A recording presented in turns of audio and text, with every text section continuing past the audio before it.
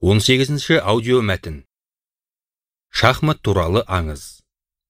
Шахмат ақыл-ой мен халық шығармашылығы негізінде пайда болған ең танымал әрі қызықты спорт ойыны. Ойын тұңғыш рет Үндістанда пайда болған. Ежелден келе жатқан аңыз бойынша, шахматты ең алғаш болып біздің дәуірімізге дейін 1000 жыл бұрын үндістандық математик ойлап тауыпты. Шахмат ойынының алғашқы аты чатуранга. Шығыста ел билеуші патшаны шах деп атайды. Ал мат өлді деген сөз екен. Сонда шахмат сөзін патша өлді деп аударуға болады. Шахмат тақтасы ақ және қараға боялған бірдей 64 тор көзге бөлінеді.